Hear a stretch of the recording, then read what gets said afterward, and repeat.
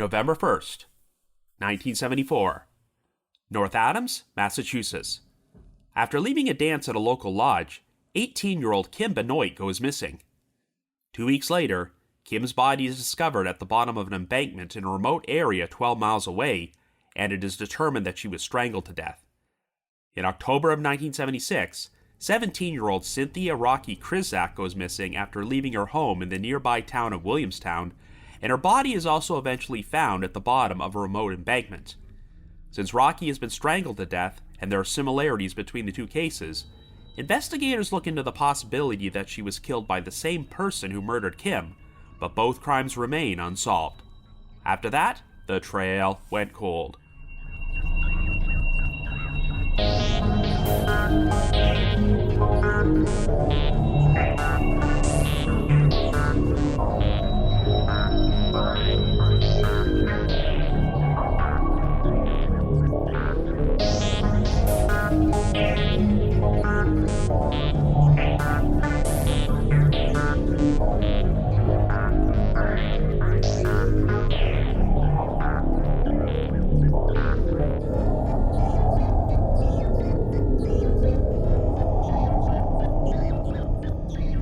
Hello everyone, and welcome to our latest episode of The Trail Went Cold.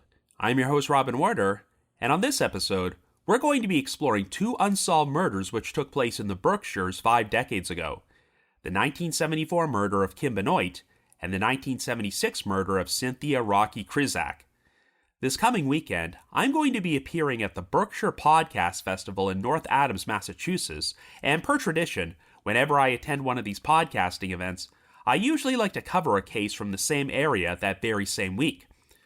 Located in Berkshire County, North Adams is not exactly the largest town in the world, as its population is just over 12,000, but the Berkshires region has had its fair share of unsolved cold cases. Our first victim on this episode, Kim Benoit, lived in North Adams, while our second victim, Cynthia Krizack, hailed from the nearby town of Williamstown, and both young women would be murdered just under 2 years apart. There were a number of similarities between the two cases, as Kim and Rocky both went missing while in the midst of going to another location, and within weeks, their bodies would each be found at the bottom of an embankment in different wooded areas.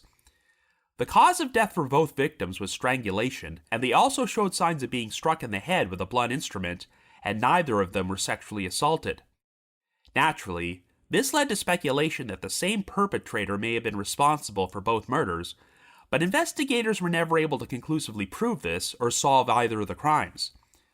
We're going to explore a number of different angles, including the possibility that the murders might be connected to the unsolved 1982 disappearance of 18-year-old Lynn Burdick, which also happened to take place in Berkshire County in the nearby town of Florida. I'm sure you also know that our podcast loves to release Halloween-themed episodes during the month of October, which we will be doing over the course of the next 2 weeks.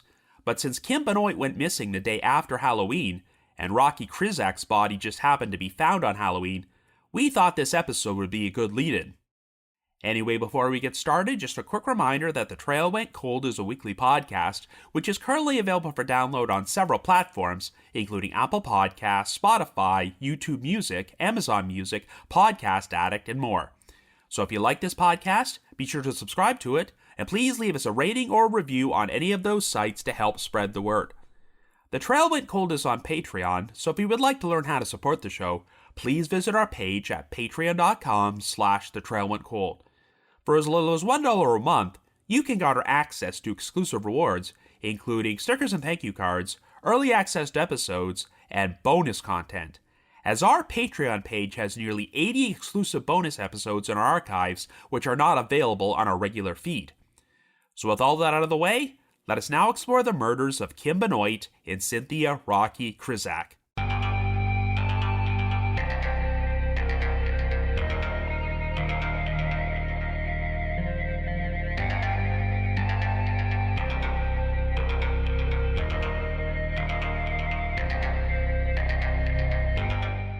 Our story begins in Berkshire County, Massachusetts in 1974. Our first victim is 18-year-old Kim Benoit, who hails from North Adams. Kim was born to parents Monty Benoit and Beverly Langley and had 2 brothers and a sister, but her mother and father would eventually divorce. After becoming a senior at Drury High School, Kim decided to drop out, and she is currently unemployed and lives with a female friend of hers in an apartment at a housing project on the west end of North Adams. On the evening of Friday, November the 1st, Kim attended a dance at the Sons of Italy Lodge, but wound up spilling some soda on her blouse. She then said that she was heading back to her apartment to change clothes before she left, but this would turn out to be the last time she was confirmed to be alive. As far as anyone can tell, Kim never made it back to her apartment, and when she failed to resurface, her mother became concerned enough to report her missing to the North Adams Police Department. However, the police did not actually file the report until after the weekend on Monday, November the 4th, and initially seemed inclined to believe that Kim took off voluntarily. Kim's family had a hard time thinking that she left on her own accord, as she did not pick up her most recent unemployment check and left behind all of her money, as well as some new clothing she had recently purchased. In addition, the birthday for one of Kim's brothers took place on November the 6th, but even though she purchased a gift for him, she failed to show up for his party. Kim remained a missing person for 2 weeks, but at around 3:30 p.m. on November the 16th, a young man named David Burdick was bow hunting in a wooded area just outside the town of Florida, about 12 miles southeast of North Adams, when he came across the body of a young woman. She was lying face down in a pile of leaves at the bottom of a steep 50-foot embankment, which was in between River Road and a bank of the Deerfield River, and near the railroad tunnel, Krizack Tunnel. After the police were summoned to the scene, the victim was soon identified as Kim Benoit. Kim's body was fully clothed, and she appeared to be wearing the same clothing she had on before she disappeared, though she did not have a coat.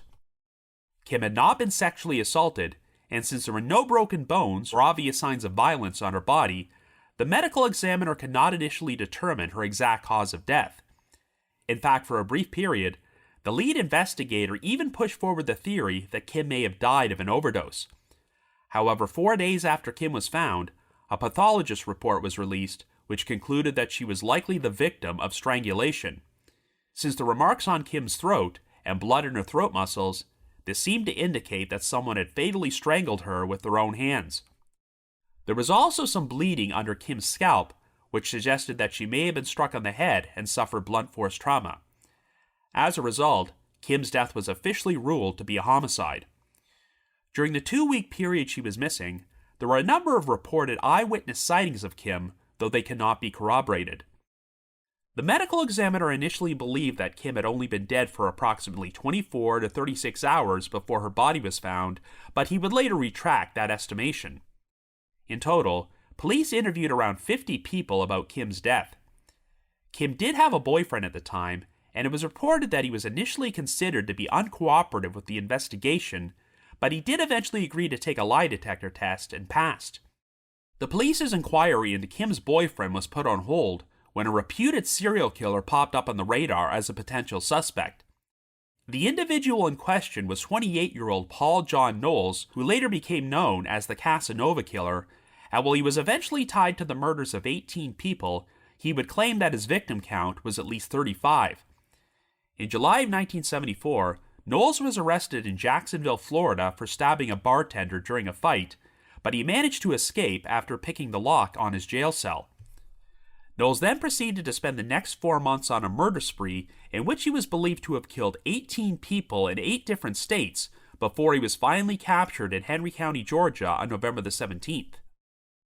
Knowles was officially charged with 7 of the murders he committed, and on December the 18th, he made arrangements with the Douglas County Sheriff and an agent with the Georgia Bureau of Investigation to transport him back to Henry County so that he could recover a handgun he had used in one of the murders. But while traveling down Interstate 20 just outside Douglasville, Knowles used a stolen paperclip to pick through his handcuffs. He then proceeded to grab the sheriff's gun from its holster, but the GBI agent fired 3 shots into Knowles' chest and killed him. Even though Knowles never stood trial for his murders, investigators thoroughly checked his movements during his 4-month crime spree to see if he might have had additional victims. They learned that on October the 13th, a credit card which had been stolen from a man in Ohio was used to make some purchases in North Adams, and the signatures on these transactions resembled Knowles' handwriting. Since these transactions took place 2.5 weeks before Kim Benoit went missing, and many of Knowles' known victims were strangled to death, The North Adams PD started exploring the possibility that he could have been responsible for Kim's murder. Following his death, some tape recordings Knowles had made about his crime spree were uncovered, and he referenced having picked up a girl hitchhiking.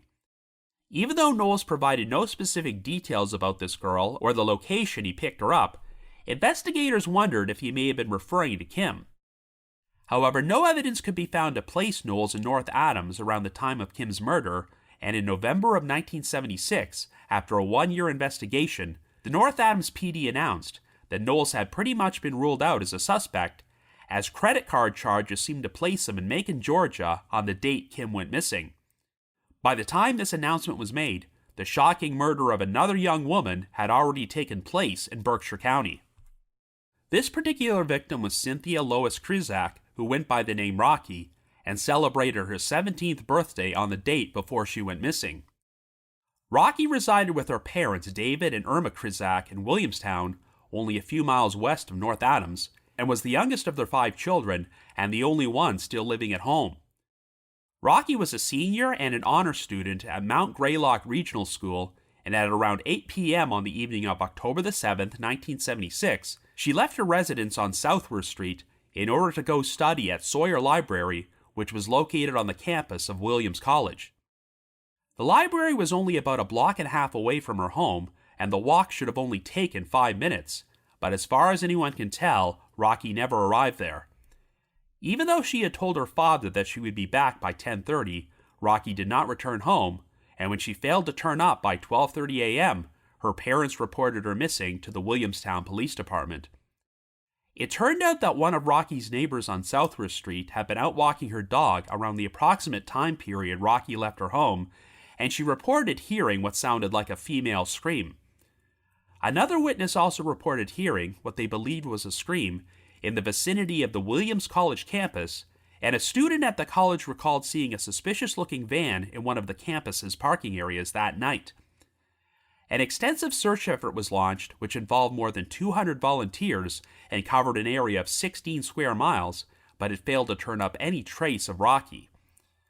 Well, at around 2 p.m. on Halloween, 24 days after Rocky went missing, a trapper would discover her partially decomposed body in a remote wooded area near the town of Windsor.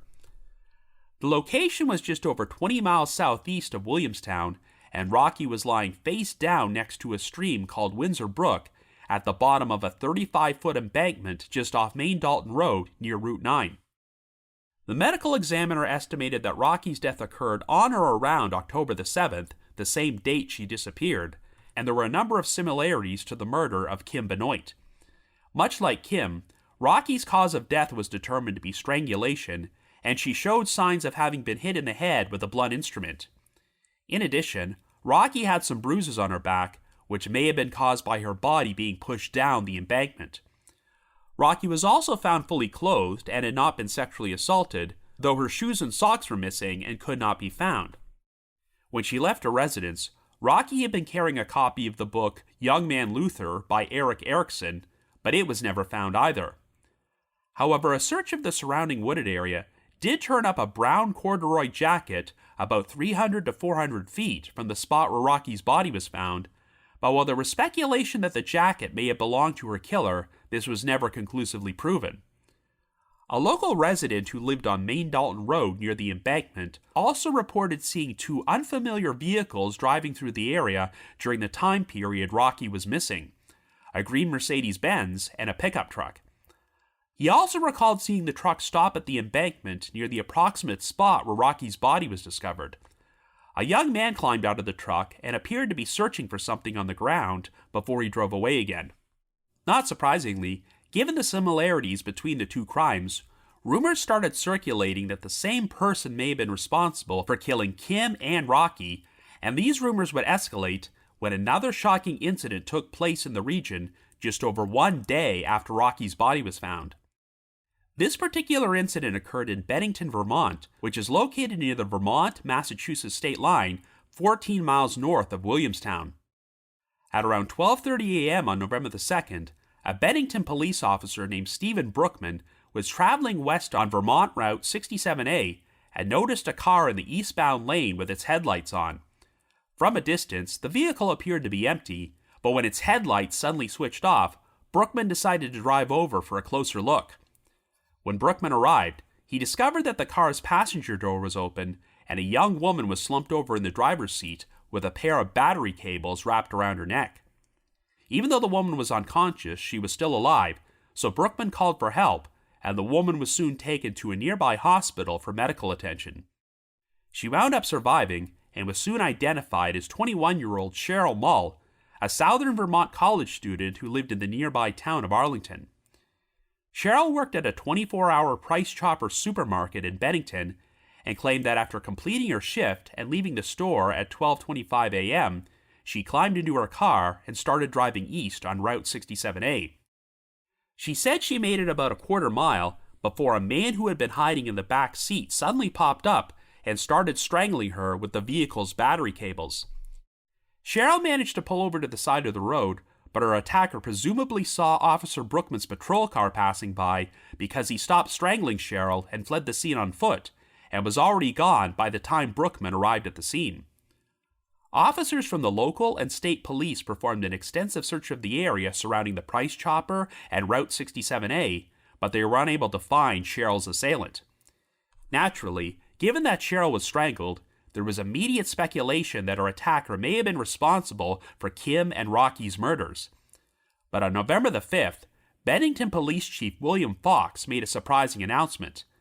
The attack was a hoax, and Cheryl had fabricated her entire story. Police started to become suspicious when they realized that there were no actual bruises around Cheryl's throat, and she eventually admitted that she had staged the whole thing. Chief Fox stated, quote, "Miss Mull has agreed and arrangements have been made with United Counseling Service of Bennington to seek the help so very much needed." End quote. Cheryl's motive for orchestrating this hoax is unclear, but police ultimately decided not to file charges against her. While the investigation into the two murders hit a standstill, a Cynthia L. Krizack Memorial Reading Room would be established in her honor at Mount Greylock Regional School. Sadly, her father David Krizack died only a few years later in August of 1979 at the age of 68, while her mother, Irma Krizack, passed away in March of 2011 at the age of 93. And in March of 1982, Kim's father, Monty Benoit, died at the age of 49 following a lengthy illness. Well, just over 1 month after Monty's death, Berkshire County would experience another shocking crime involving a young woman. This particular crime took place in the town of Florida, not far from the spot where Kim's body was found, and involved an 18-year-old resident named Lynn Burdick. On the evening of April the 17th, Lynn was working alone as a clerk at the Barefoot Peddler Country General Store, which was owned by Lynn's cousins and located at the corner of Route 2 and Central Shaft Road on Florida Mountain. At around 8:10 p.m., Lynn was speaking with one of her cousins on the phone when she mentioned that a customer had just entered the store. Lynn then told her cousin that she would have to call her back before hanging up the phone, but this turned out to be the last time that anyone ever heard from Lynn, as another customer arrived at the store about a half hour later and discovered that Lynn was missing. Since some of Lynn's personal items were left behind and $187 had been removed from the cash register, this suggested that she had been the victim of an abduction. In fact, earlier that night, only about 40 minutes before Lynn disappeared, an unidentified man had attempted to abduct a young woman from the Williams College campus 13 miles away and force her into a vehicle. She managed to escape, but since this abductor was never caught or identified, it's been theorized that he may have traveled to the Barefoot Peddler store and abducted Lynn a short time later. To this day, Lynn remains a missing person, and while there's always been speculation that her disappearance might be connected to the murders of Kim and Rocky, there is no evidence to conclusively prove or disprove this theory.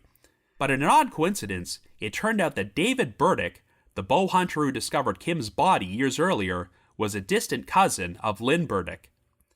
In July of 1993, a surprising announcement was made about an unlikely connection between these cases and one of the most infamous murders in the history of the northeastern United States.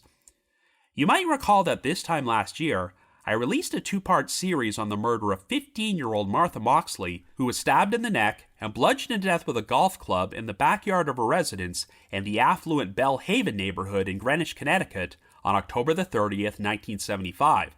Long story short, suspicion eventually fell on a prominent family called the Skakels, who lived across the street from the Moxley residence, and most of the suspicion was directed at two of the family's teenage sons, Tommy and Michael. In response, the family's patriarch, Rushton Skakel Sr., hired a Long Island-based private detective agency named Sutton Associates to perform an independent investigation into the murder in hopes of clearing his sons of any involvement.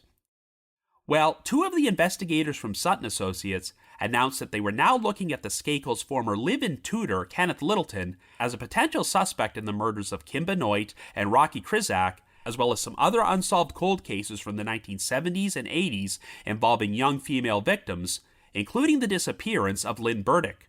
After being hired as a tutor for the Skakel children, Littleton had moved into the family's residence on the same day as Martha Moxley's murder, and since he was there at the time she was killed, he was initially looked at as the most promising suspect in the investigation.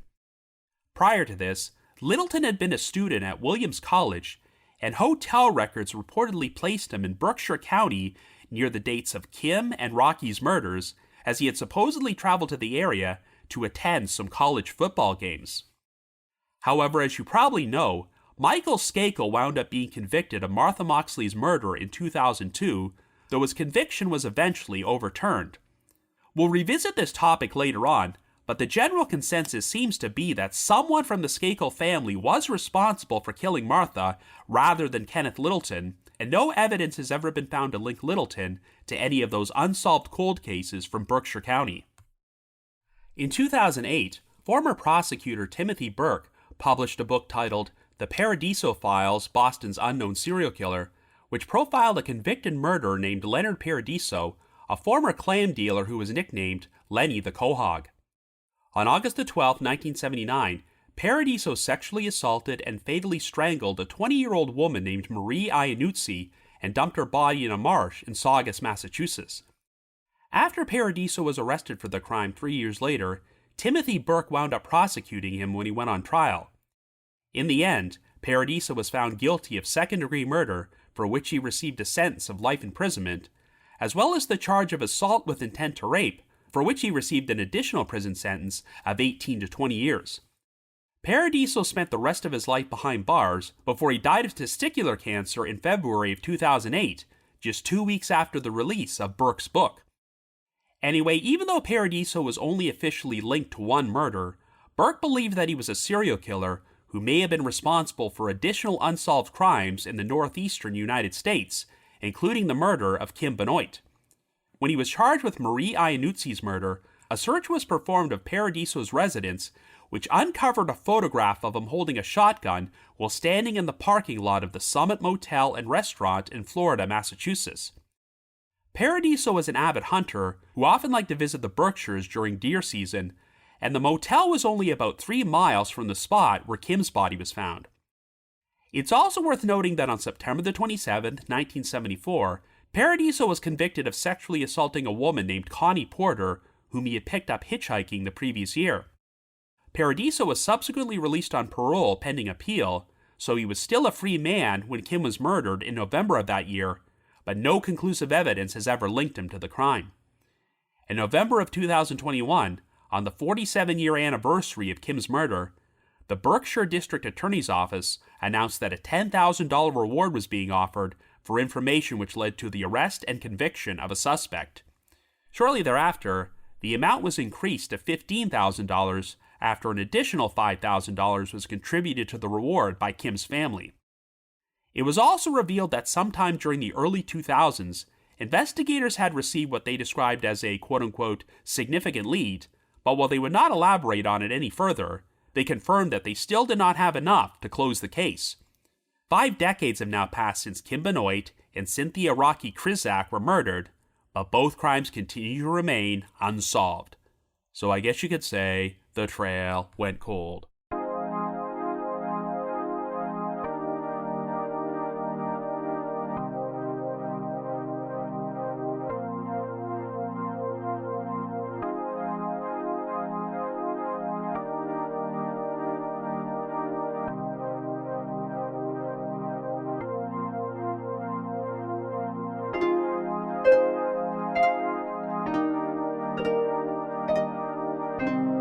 So the murders of Kim Benoit and Rocky Krizack could both be classified as the most frustrating type of cold case because neither of them have much in the way of evidence for investigators to work with. All we know for certain is that both of these victims were apparently intercepted while in the midst of walking towards a specific location and were subsequently murdered, for their bodies were dumped to the bottom of an embankment in a remote wooded area located miles away from where they originally went missing. Neither of the victims were sexually assaulted, so this does not appear to have been the primary motive for the respective murders, but unfortunately, this only means that no semen evidence or anything containing the perpetrator's DNA was found on the victims' bodies. So even though there are enough compelling similarities to believe that both women may have been murdered by the same person, it has never been conclusively proven. And without DNA evidence, that rules out the possibility of using forensic genealogy to conclusively identify the perpetrator or perpetrators all these years later. Now, since Kim and Rocky were both strangled to death, many of the sources you'll find out there also make mention of the attempted strangulation of Cheryl Mull, which took place in Bennington, Vermont, less than 2 days after Rocky's body was found.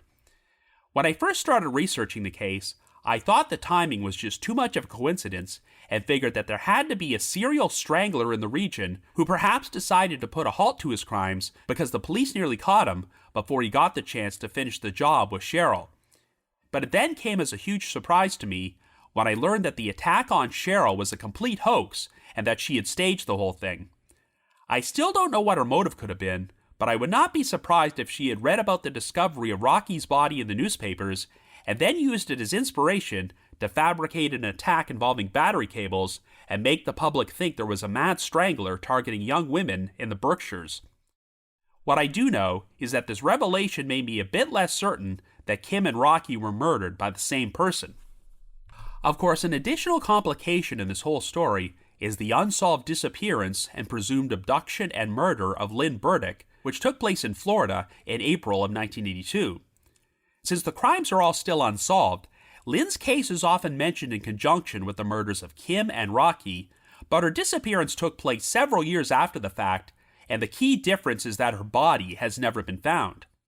I may do an individual episode about Lynn Burdick at some point in the future, but if you want to learn more about her story, Stephen Pacheco did an extensive 2-part series about it on the Trace Evidence podcast. There is no conclusive evidence that Lynn's disappearance is connected to the other 2 cases, but there are some interesting parallels, such as the fact that Kim's body was found only a few miles away from the Barefoot Peddler store where Lynn went missing. As you might recall, about 40 minutes before Lynn vanished, an unidentified man made a failed attempt to abduct another young woman from the campus of Williams College, and Rocky just happened to be heading to the same campus's library when she went missing 5.5 years earlier. We'll talk more about this momentarily, but Timothy Burke, the author/former prosecutor who believes that Leonard Paradiso could have been responsible for Kim's murder, has also looked at him as a potential suspect in Lynn's disappearance. At no point has anyone ever been named as a suspect or person of interest in Rocky's murder, but the first person to be looked at as a potential suspect in Kim's murder was the Casanova killer, Paul John Knowles. Obviously, since Knowles was killed in police custody in December of 1974, he couldn't have been responsible for what happened to Rocky, and since he never got the opportunity to go on trial, we'll probably never know for certain how many people Knowles actually killed during his 4-month murder spree that year. The main reason investigators felt he might be a good candidate to be Kim's killer is because he supposedly used a stolen credit card to make some purchases in the North Adams area in mid-October of 1974, but it sounds like these same credit card records can place Knowles over 1,000 miles away in Georgia on November the 1st, the date Kim went missing. So I really don't think Knowles was responsible for Kim's murder, and the North Adams connection is probably nothing more than a coincidence. Now, the most unusual potential suspect who has popped up on the radar is Kenneth Littleton, the Skakel family's live-in tutor from the Martha Moxley case. This seemed to be based on nothing more than the fact that Littleton was a former Williams College student who could supposedly be placed in Berkshire County during the respective time periods Kim and Rocky were murdered, but hindsight has shown that Littleton is probably one of the biggest red herrings of all time, and I seriously doubt he was responsible for any murders during his lifetime. If you heard my two-part series I released last year about the Martha Moxley murder, you'll know that it continues to be shrouded in controversy because even though Michael Skakel was convicted of the crime in 2002, his conviction was eventually overturned due to ineffective counsel at trial, and the charges against him were dismissed, as the state did not feel they could secure a conviction if they brought him to trial again due to the amount of time that has passed. Debate has always raged on about whether Michael or his older brother Tommy was Martha's real killer, though I personally lean towards Michael being the right guy all along. It does not appear that anyone still seriously believes that Kenneth Littleton was the real killer, but once you learn the context of how the events in this case unfolded, you can kind of understand why he got linked to these unrelated murders from the Berkshires.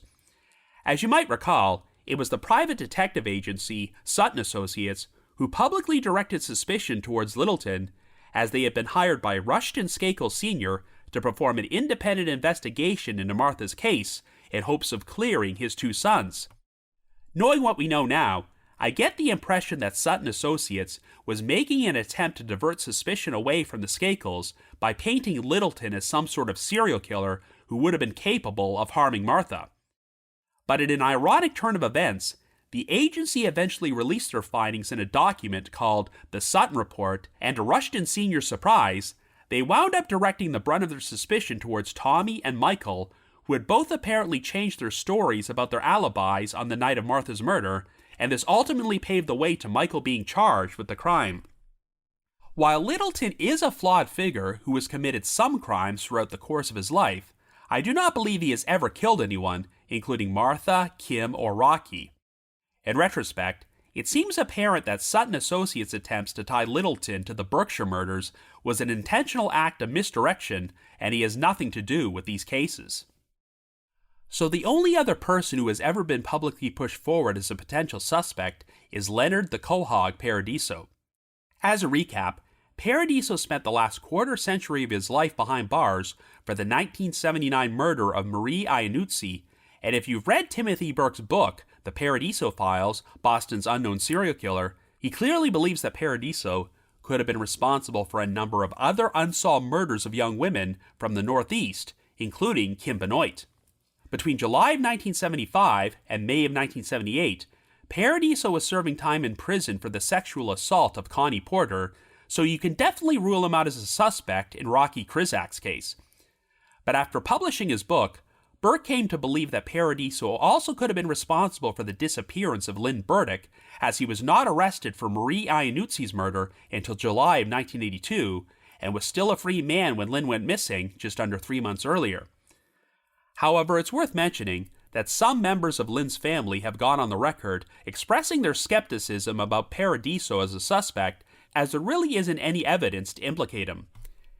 There isn't much evidence linking him to Kim's murder either, other than a photograph of Paradiso next to the Summit Motel and Restaurant in Florida, which is only about 3 miles away from the spot where her body was found. Paradiso apparently liked to visit the Berkshires to go hunting during deer season, which would have been the time period when Kim was killed, and his one known murder victim, Marie Iannuzzi, was also strangled to death. When you look at the timeline, Paradiso's involvement is certainly not impossible, as he was convicted of assaulting Connie Porter in September of 1974, but was allowed to remain free on appeal until July of 1975, and Kim went missing and was murdered in November of 1974. We know that Kim's body was discovered by a hunter, and if Paradiso spent a lot of time hunting in the Berkshires, then he may have been familiar with the area where she was found. However, one of my biggest issues with believing that Paradiso was the perpetrator is the fact that Kim wasn't raped, even though Paradiso was a sexual predator who assaulted his other known victims. Of course, your belief in Paradiso would also depend on how strongly you cling to the theory that Kim and Rocky were murdered by the same person, since we know Paradiso couldn't have been responsible for the second crime. If Paradiso was Kim's killer, then at least we can take comfort in knowing that he spent the last portion of his life in prison and suffered a particularly miserable death via testicular cancer, but without more definitive evidence, I'm going to hold off on saying that he was responsible for this crime. I know that when Kim's body was discovered, the medical examiner initially believed that she had only been dead for between 24 and 36 hours at that point, even though she was missing for 15 days. There were also uncorroborated eyewitness sightings of Kim during that 15-day window, but since the medical examiner later retracted his assessment, I have to assume that he and the witnesses were probably mistaken. Kim was believed to have been wearing the same clothing she had on at the dance on the night she went missing, so unless her killer held her in captivity for a while, I have a feeling that she was murdered a short time after she left the lodge. By the medical examiner's own admission, the cold weather had made it difficult to determine Kim's exact time of death, so perhaps that slowed down her body's decomposition. Another complicating factor which doesn't get discussed too much is the fact that Kim had a boyfriend at the time of her murder. His name has never been released publicly, and we don't know any details about him or his relationship with Kim. It was reported that even though the boyfriend was not cooperative with the investigation at first, he ultimately passed a polygraph test, though it's worth mentioning that the authorities technically never said that he was ruled out as a suspect, only that the inquiry into him was quote-unquote put on the back burner. Well, when Kim went missing, she had been attending a dance at the Sons of Italy Lodge, but spilled some soda on her blouse and said she was heading back to her place to change clothing. The initial impression I got was that Kim was going to walk, but I did come across a Massachusetts-based podcast called The Top Left Corner, which released an episode about unsolved homicides in September of 2022, containing interviews with then Berkshire District Attorney Andrea Harrington and cold cases specialist Dr. Sarah Stein. At one point during the episode, there was an exchange which mentioned that Kim's boyfriend allegedly drove her away from the Sons of Italy Lodge and was the last known person to see her alive.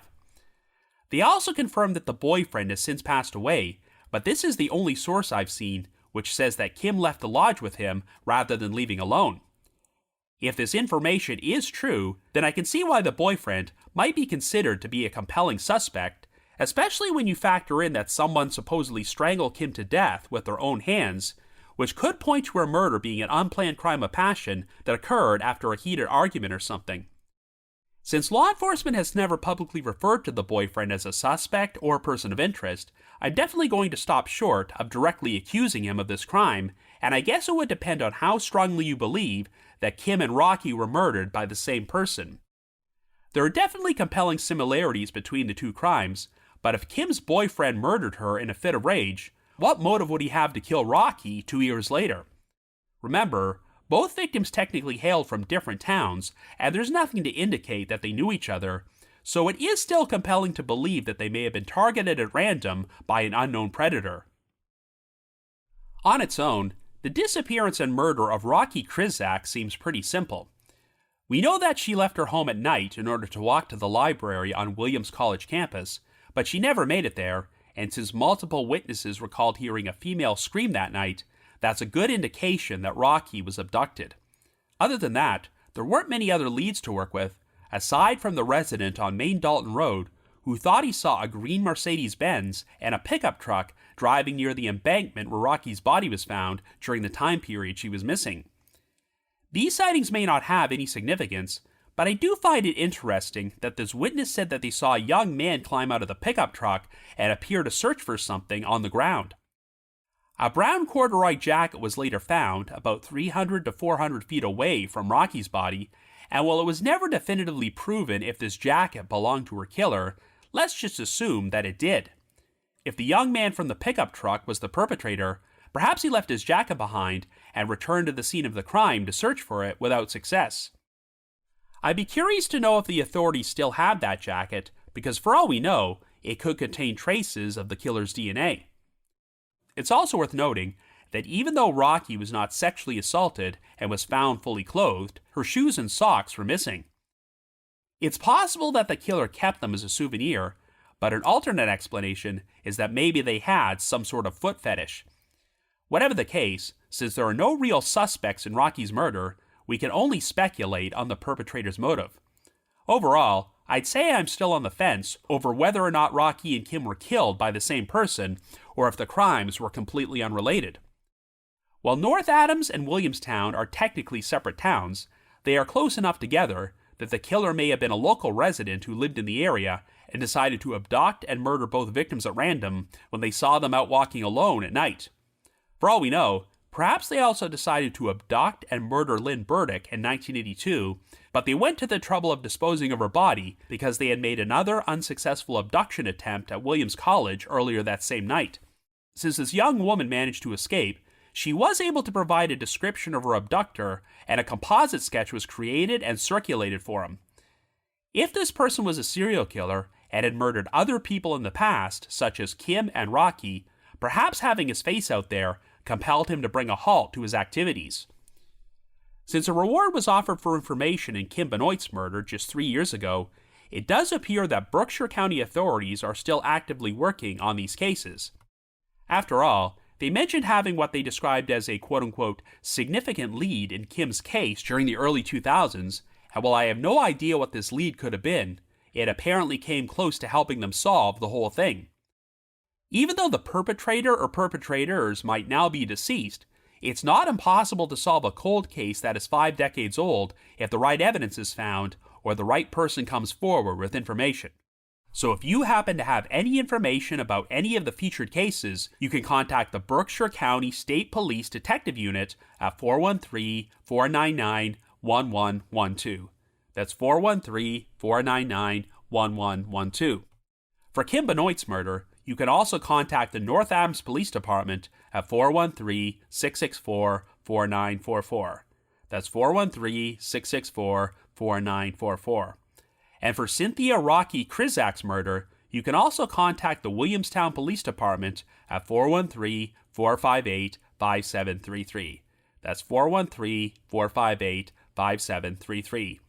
But if you just have your own thoughts about what happened, feel free to leave me a comment or send me an email to robin.warder@icloud.com.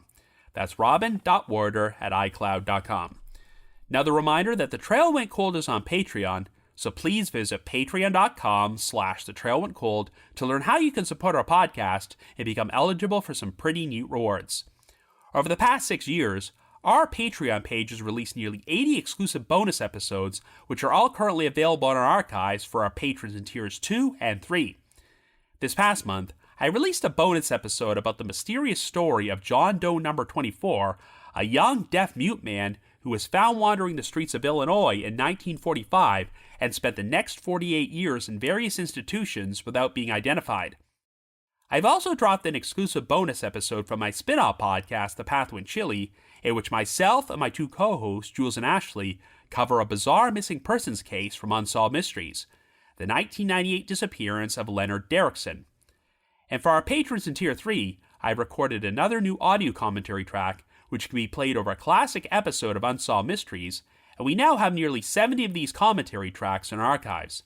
I'd also like to give a shout out to our most recent listeners who have signed up with us on Patreon this week, and they are Holly, Alyssa P., and Amanda J. Thank you all so much for your support. I just want to give another shout out to my supporters at the Unsolved Mysteries message board at the Sitcoms Online forum and the Unresolved Mysteries subreddit. I need to provide a big thanks to Miguel Foote, who edits and assembles this podcast together for me, and Vince Nitro, who composes the eerie music you hear on every episode, and I'm sure you already noticed that we've started using the spooky, Halloween-themed version of the Trail Went Cold theme, and we'll be doing so for the rest of our episodes in October. If you haven't already, you can like us on Facebook, follow us on Twitter and Instagram, or leave us a rating or review on Apple Podcasts, Spotify, YouTube Music, Amazon Music, Podcast Addict, or whatever your favorite podcasting platform is. Anyway, I hope to see some of you at the Berkshire Podcast Festival this weekend, but if not, we will be releasing more Halloween-themed episodes throughout the rest of October. So have yourselves a great week and join us next Wednesday for our next brand new episode of The Trail Went Cold.